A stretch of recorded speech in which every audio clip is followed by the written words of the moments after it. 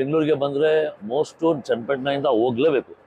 ಈಗ ಆಗಲ್ಲ, ಈಗ ಬೈಪಾಸ್ ಇದೆ, ಅಲ್ಲಿಂದ ಎಲ್ಲ ಜನ ಹೋಗ್ತಾವ್ರೆ. ಅದಕ್ಕೆ ಬಿಸ್ನೆಸ್ ತುಂಬ ಲೋ, 60% ಲೋ ಆಗಿದೆ.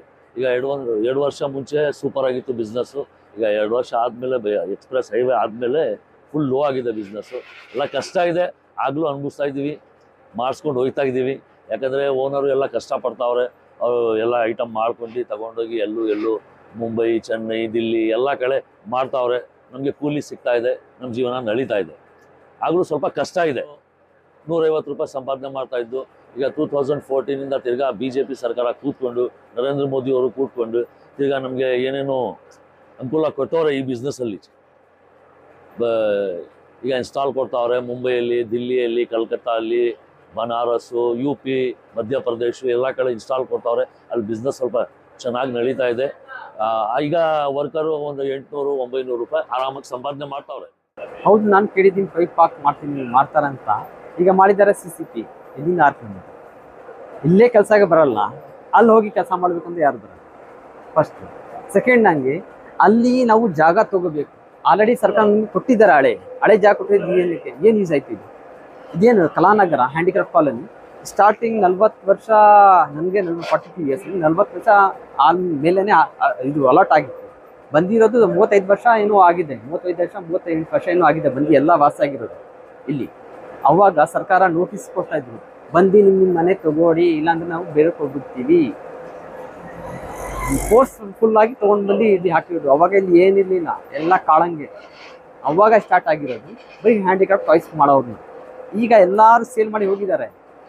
5% ಸಿಗ್ರೆ ನಿಮಗೆ ಜಾಸ್ತಿ. ಇಲ್ಲಿ ಎಲ್ಲ ಕ್ವಾರ್ಟರ್ಸಲ್ಲಿ 5% ಅವ್ರು ಸಿಗ್ಬಿಟ್ರೆ ಪ್ರೈಸ್ ಮಾಡೋರು ತುಂಬ ಜಾಸ್ತಿ. ಇದು ಹೈವೇ ಆಗಿದ್ದ ಭಾಳ ಕಷ್ಟ ಇದೆ ಸಣ್ಣ ಕೆಲಸಗಾರರಿಗೆ. ನಾವು ವರ್ರಮ್ ಕೆಲಸ ಮಾಡ್ತೀವಿ. ನಮ್ಮದು ಯಾವುದು ಹೈವೇಲಿ ಐಟಮ್ ಇಲ್ಲ. ಅವ್ರದ್ದೇ ಸ್ವಂತ ಶೋರೂಮ್ ಇದೆ, 5 ಶೋರೂಮ್ ಇದೆ ಅವ್ರದ್ದು. ಬೆಂಗಳೂರಲ್ಲಿ 2 ಇದೆ, ಮೈಸೂರಲ್ಲಿ 1 ಇದೆ, ಗೋವಾ ವರ್ನಮ್ದು. ನಾವು 15 ವರ್ಷದಿಂದ ಅವ್ರದ್ದೇ ಕೆಲಸ ಮಾಡ್ತಾ ಇದ್ದೀವಿ.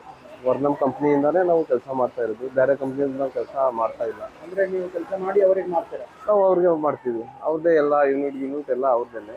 ನಮಗೆ ಪೀಸ್ ವರ್ಕ್ ಲೆಕ್ಕ ನಮಗೆ ಬಂದ್ಬಿಡ್ತದೆ. ನಾವು ಸ್ವಂತನೇ ಮಾಡ್ತಾ ಇರೋದು, ಅವ್ರದ್ದೇ ಐಟಮ್ ಮಾಡ್ತಾ ಇರೋದು. ಸರ್, ನಾವು ಇದು 8 ವರ್ಷದಿಂದ ಮಾಡ್ತಾ ಇದ್ದೀವಿ. ಒಬ್ಬೊಬ್ರು 12 ವರ್ಷ ಹಂಗೆ ಮಾಡ್ತಾ ಇದ್ದಾರೆ. ಇಲ್ಲಿ ಏನಂದ್ರೆ ದಿನಕ್ಕೆ ಮಾಡೋದು ನಮಗೆ ಅಷ್ಟೊಂದು ಸಾಕಾಗ್ತಾ ಇಲ್ಲ.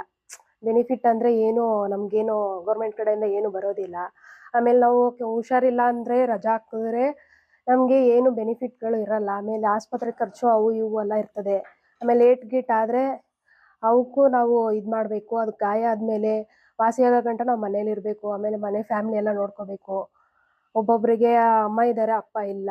ಸ್ವಲ್ಪ ಜನಕ್ಕೆ ಮ್ಯಾರೇಜ್ ಆಗಿದೆ, ಅವ್ರ ಮಕ್ಕಳೆಲ್ಲ ಬಿಟ್ಬಿಟ್ಟು ಬರ್ತಾರೆ ಇಲ್ಲಿ ಕೆಲಸಕ್ಕೆ. ಅವ್ರ ಮಕ್ಳದ್ದು ಎಜುಕೇಷನ್ನು ನೋಡಬೇಕು, ಈ ಕಡೆ ಕೆಲಸನೂ ಮಾಡಬೇಕು. ಅವರು ಎಲ್ಲ ಮಾಡ್ಬೇಕು, ಫ್ಯಾಮಿಲಿನೂ ರನ್ ಮಾಡಬೇಕು, ಈ ಕಡೆ ಕೆಲಸನೂ ರನ್ ಮಾಡಬೇಕು, ಎಲ್ಲ ಇದೆ. ಬಟ್ ಗೌರ್ಮೆಂಟ್ ಕಡೆಯಿಂದ ನಮ್ಗೆ ಏನು ಬೆನಿಫಿಟ್ ಇಲ್ಲ. ಸ್ವಲ್ಪ ಜನಕ್ಕೆ H ಕಾರ್ಡ್ ಐತೆ, ಬಟ್ ಏನೂ ಯೂಸ್ ಇಲ್ಲ. ಸ್ವಲ್ಪ ಜನ H ಕಾರ್ಡ್ ಇಲ್ಲದೆ ಕೆಲಸ ಮಾಡ್ತಾವ್ರೆ ಸುಮಾರು ವರ್ಷದಿಂದ. ಅದಕ್ಕೆ ಸ್ವಲ್ಪ ಬೆನಿಫಿಟ್ ಬೇಕು. ಯಾವ ಬೆನಿಫಿಟ್ ಇಲ್ಲ ನನಗೆ. ಇನ್ನೂ H ಕಾರ್ಡೇ ಇಲ್ಲ. 11 ವರ್ಷ ಆದ್ರೂ ನನಗೆ ಇನ್ನೂ H ಕಾರ್ಡ್ ಮಾಡೋಕ್ಕೂ ಆಯ್ತಿಲ್ಲ. 3 ಜಾಗದಲ್ಲಿ ಹಾಕಿನೂ ನನಗೆ H ಕಾರ್ಡ್ ಬಂದಿಲ್ಲ ಸರ್. ಗೋರ್ಮೆಂಟ್ ಕಡೆಯಿಂದ ಯಾವ ಬೆನಿಫಿಟು ನಮ್ಗೆ ಬಂದಿಲ್ಲ ಸರ್. ರೇಷನ್ನು ನಮ್ಮ ಕಾರ್ತಿಕ್ ಸರ್ ಕೊಟ್ಟರು, ಗೌರ್ಮೆಂಟ್ ಕಡೆಯಿಂದ ಯಾವುದು ಬಂದಿಲ್ಲ ಸರ್. ಯಾವುದಾದ್ರೂ ಲೋನ್ ಮಾಡಿಕೊಟ್ರೆ ಗೌರ್ಮೆಂಟ್ ಕಡೆಯಿಂದ ನಮಗೆ ಸೌಲಭ್ಯ ಆಯ್ತದೆ ಸರ್. ಸಿವಿಲ್ ಕೋರ್ಸ್ ಕೇಳ್ತಾರೆ ಸರ್, ಅದಿದ್ದರೆ ಕೊಡ್ತಾರೆ, ಇಲ್ಲಾಂದರೆ ಇಲ್ಲ ಸರ್. ನಾವು ಬೇರೆ ಕಡೆ ಬೇರೆ ತಗೊಬಿಟ್ಟಿದ್ದೀವಿ ಲೋನು, ಅದು ಸಿವಿಲ್ ಕೋರ್ಸ್ ತೋರಿಸ್ತದೆ ಸರ್. ಪ್ರೈವೇಟಲ್ಲಿ 1 ರೂಪಾಯಿ ಲಾಭ ಇಲ್ಲ. ಗೌರ್ಮೆಂಟ್ ರಾಜ್ಯ ಸರ್ಕಾರ ಸಿದ್ದರಾಮಯ್ಯ ಸರ್ಕಾರದವರಿಂದ ಏನಿಲ್ಲ ಸರ್.